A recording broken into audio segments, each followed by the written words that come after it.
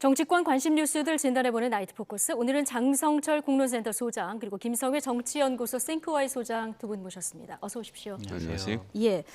자, 정치 대담을 해야 되는데 오늘 두 분 관심도 아마 새벽 4시로 이미 가 있지 않을까 싶습니다. 본격 대담하기 전에 브라질전 승부 예측 한번 하고 갈까요? 저는 전후반 2대2 동점이어가지고 네. 연장전 후반에서 손흥민 선수가 한 골 넣어서 3대2로 대한민국이 승리하지 않을까. 승리했으면 네. 좋겠다. 그렇게 말씀드립니다. 네, 매우 구체적으로 연장전까지 간 이후에 손흥민 선수의 결승골이 터질 거다 예상을 해주셨고요. 네. 월드컵 들어온 이후로 지금 브라질이 소위 말하는 골대 안쪽에 유효 슈팅을 허락한 게 딱 3개입니다. 네. 예, 굉장하죠. 카메룬이 한 골 넣은 거 말고는 없거든요. 그래서 우리가 다득점하기는 좀 어려운 상황으로 보여지고요.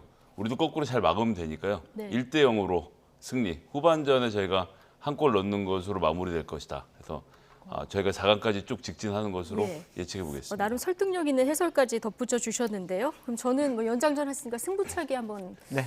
걸어볼까요? 네. 아니면 지난 6월에 우리가 5대1로 대패를 했으니까 이번에는 5대1 대승을 하는 걸로. 뭐 제가 희망을 담아서 예측을 하는 거니까 5대1을 한번 걸어보겠습니다. 오늘 아마 일찍 자고 4시에 일어나서 이 축구 보겠다 하시는 분들이 많아서 나이트 포커스는 저희가 다시 보기 서비스가 됩니다. 편히 주무시고 다시 보기 서비스로 보셔도 된다는 점 말씀드리고요. 자, 대담하겠습니다. 월드컵 영향도 좀 있었을까요? 윤석열 대통령 국정수행 지지율이 조금 의미 있는 변화가 있습니다. 긍정이 38.9%까지 올라서 지금 5개월 만에 40%까지 근접했는데 이유를 어떻게 보십니까? 그렇습니다. 이것을 조사한 리얼미터 측에서는 노동계의 투쟁에 대해서 원칙적이고 법적인 그러한 대응을 했다. 그리고 또 하나는 약식 문답 중단으로 인해서 불필요한 논란이 소멸됐다. 그리고 청담동 술집 더 탐사의 보도가 허위로 밝혀졌다. 그래서 대통령과 한동훈 장관에 대한 여러 가지 누명이 벗어나졌다. 이렇게 파악을 하고 분석을 했는데 저는 두 가지 부분이라고 봐요. 대통령께서 도어 스태핑을 안 하시다 보니까 여러 가지 네. 구설수 또 불필요한 논란 그 윤석열 대통령의 부정적인 이슈가 사라져 버렸어요. 그 점에 대한 평가가 있는 것 같고요. 또 하나는 불필요한 논란이 없어졌다. 네. 그리고 어쩔 수 없이 비호감도가 높은 김건희 여사의 공개적인 활동이 최근 2주간 없었어요. 그런 것들이 중도층을 좀 견인한 것이 아닌가. 그리고 보수층을 좀 결집시킨 것이 아닌가. 그렇게 좀 분석해 봅니다. 예. 지금 보수층, 중도층, 진보층에서 어느 정도 변화가 있는지 저희가 그래픽으로 좀 정리를 해봤는데요. 보수층에서는 4.5%포인트가 상승을 했고요. 중도층에서는 2.3%포인트가 올랐습니다. 그래픽 좀 보여주시죠. 저희가 자막으로 준비를 했습니다. 그리고 진보층은 0.1%포인트 아주 약간 떨어졌는데 자, 일단 중도층에서도 조금 올랐다는 이 점을 좀 주목해서 볼 수 있을 것 같습니다. 그러니까 예를 들어서 저희가 이제 이 여론조사를 볼 때 진보가 1이라고 하고 보수가 100이라고 하면 중도층이 한 35에서 한 70 사이에 모여 있다라고 생각을 네. 합니다. 그래서 이게 이렇게 마치 직선 아래서 왔다 갔다 하는 것처럼 생각들을 많이 하시는데 중도층은 하나의 균일한 그룹이 아닙니다. 즉 네. 어떤 사람이 40위에 있고 어떤 사람이 46에 있는 것이 아니라 이게 뭉텅이로 따로 떨어져 있는 그룹으로 봐야 되는데 지금 반응하고 있는 그룹들은 약간 팔짱 끼고 있었는데 윤석열 대통령이 일을 안 하잖아라고 불만이 많았던 분들 예. 경우에는 노조와의 뭐 요즘 같은 다툼이라고는 하지만 여튼 뭔가 좀 열심히 하는 모습 보여주는 것도 함측 있고요. 예. 민주노총 기본적으로 이제 노조에 대해서 혐오를 하고 있는 중도층 같은 경우도 저건 시원하게 잘하네 이러면서 좀 지지를 표시하고 있는 상태이기 때문에 노조와 관련된 강경한 대응이 전 지지율 상승의 견인차였다고 생각합니다. 다만 문제는 그렇게 해서 몇 퍼센트의 지지를 끌어오긴 하지만 나머지 중도층들은 또 별개로 존재하거든요. 근데 이 사람들이 보기에는 아이고 저 대통령이 국정 과제를 해결을 해야 되는데 저렇게 갈등으로만 치달으면 어떡하나? 저렇게 해서 노동자들 저렇게 때리고만 있으면 어떻게 하나라고 해서 오히려 반대쪽의 중도층들은 또 등을 돌리는 상태로 갈 것이기 때문에 대통령실에서는 이걸 계기로 해서 이게 지지율이 계속 올라갔으면 점증적으로 진전하길 바라겠지만 제가 생각하기에는 이것의 이 상승세가 뭐 그렇게 오래 지속될 것처럼 보여지지 않습니다. 중도층 상승 흐름이 계속 이어지지는 않을 것 같다. 자, 이런 전망을 해주셨는데 지지하는 정당별로 좀 등락을 살펴볼까요? 자, 국민의힘 지지층은 이미 85.6%라 지난주와 같았고요. 민주당 지지층에서는 지금 1.2%가 올랐습니다. 그리고 무당층에서는 무려 10.2%포인트가 오른 상황이고 정의당 지지층에서만 지금 빠졌거든요. 자, 이걸 보면은 화물연대 파업에 강경 대응한 이 부분이 좀 영향이 지지율에 있다고 봐야겠죠. 분명히 영향이 있었다고 예. 보여집니다. 저 같은 경우도 네. 기본적으로 윤석열 정권에 대한 비판적인 입장을 견지하고 있는데 민노총의 정치적인 파업에 대해서는 상당히 부정적인 생각을 갖고 있거든요.